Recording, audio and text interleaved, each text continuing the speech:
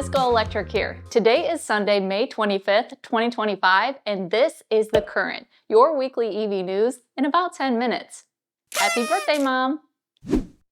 The 24/7 diner chain Waffle House has announced a strategic partnership with BP Pulse to install fast charging dispensers at select locations across the Southeast and Sunbelt regions. Starting in 2026, Waffle House restaurants will feature 6 400-kilowatt DC fast charging bays equipped with both CCS and NACS connectors. According to the publication Electric, a BP Pulse spokesperson told them the first batch of 50 sites is already in the works. Waffle House currently operates over 2,000 locations across the country.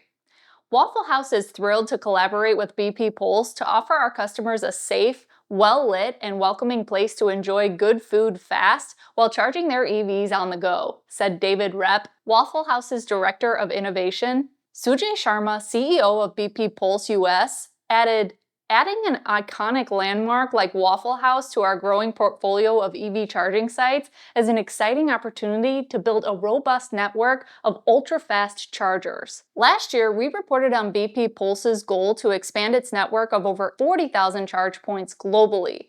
This move gets them another step closer. Waffle House's strategic highway locations and 24/7 availability will result in more accessible and convenient charging, especially for road trippers. What are some of the other locations that you think would be prime for fast charging installation?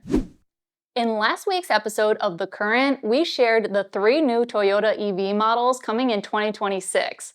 This week, the brand's luxury arm, Lexus, is joining in on the updates.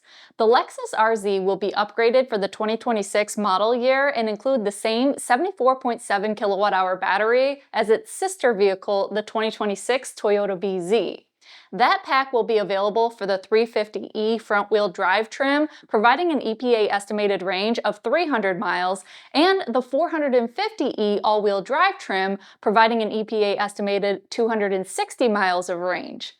But the new RZ will also have an optional 77 kilowatt-hour battery for the new performance-focused 550e F-Sport all-wheel drive trim, outputting up to 402 horsepower and providing an EPA estimated range of 225 miles. With a 0 to 60 mile per hour time of 4.1 seconds, the new RZ 550e F-Sport becomes the fastest Lexus available in the current lineup.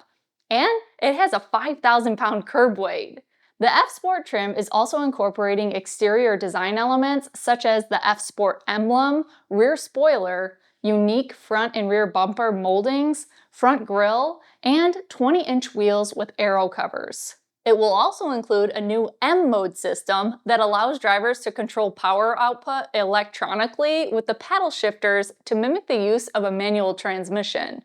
All RZs will include the North American charging system port and gain Tesla supercharging access.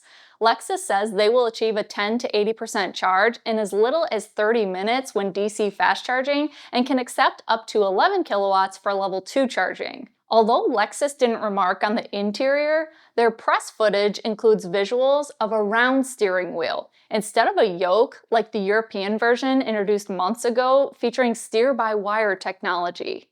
The 2026 RZ is expected to go on sale in the US later this year, and pricing will be revealed closer to availability. Last week on The Current, I detailed how Japanese automaker Honda paused their 15 billion Canadian dollar EV supply chain investment in Canada. This week, the CEO delivered a company-wide briefing that provided details on their updated EV strategy. The company says due to the revision of their product launch plan, sparked by an EV market slowdown and changing tariff policies, the Honda global EV sales ratio is now expected to fall below the previously announced target of 30% in 2030. They said their hybrid models are in high demand and will have a prolonged role in their transition to EVs. Let's quickly reflect on the circumstances. Honda currently offers 4 hybrid models in the US and only 1 EV model, which was engineered and is manufactured for them by General Motors in Mexico.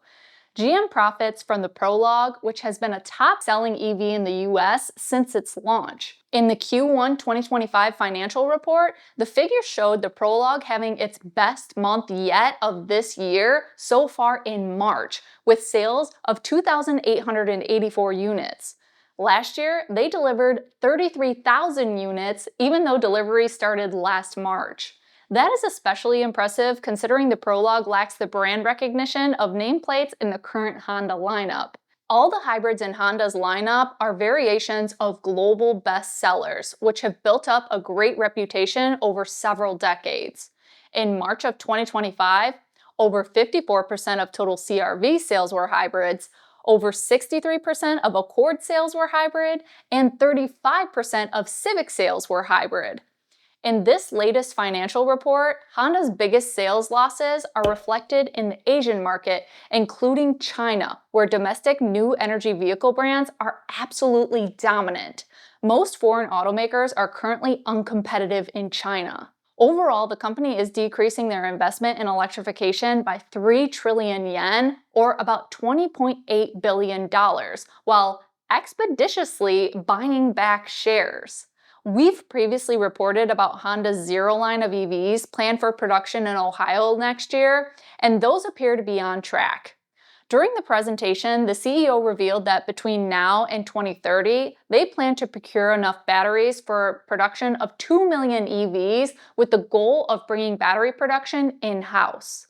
He also said that in the mid and long term, they still believe EVs will be the most effective solution. The CEO also mentioned that although talks with Nissan and Mitsubishi to integrate with their company have been discontinued, the brand is still discussing strategic partnerships with the two fellow Japanese automakers in the field of electrification and intelligence technologies. Not all of their electric plans have been deprioritized, though. Honda's motorcycle division will see increased investment towards electrification with a new production facility coming online in India in 2028, strictly for electric motorcycles. They also said they had the goal to eventually achieve the #1 market share of electric motorcycles across the globe. The fact is, global demand for EVs continues to grow. Will Honda get left behind, or will their Zero line help them compete in 2026?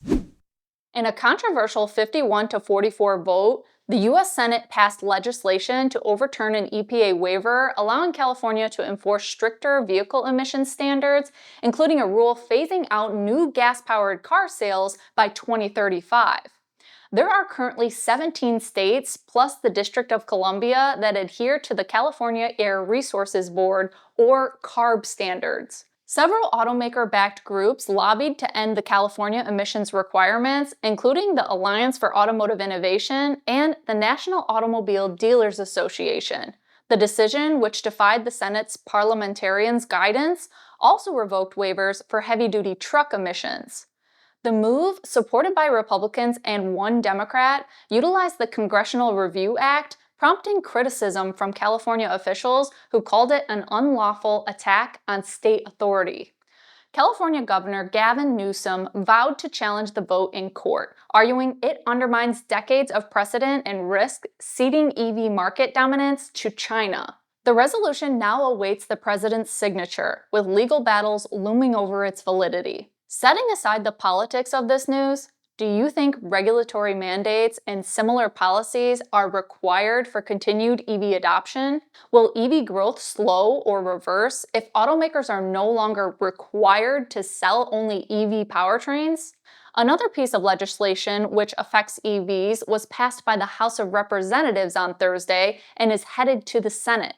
The Republican-led tax reform bill contains a revocation of the $7,500 federal tax credit for EVs effective December 31st of this year. There is an exception for manufacturers which have not yet sold at least 200,000 EVs. Those manufacturers' EVs would qualify for a $7,500 credit until the end of 2026. The legislation, nicknamed by proponents the Big Beautiful Bill, also eliminates the $4,000 used EV tax credit, along with Section 45X of the Inflation Reduction Act, which currently subsidizes North American battery production of up to $45 per kilowatt hour with taxpayer dollars.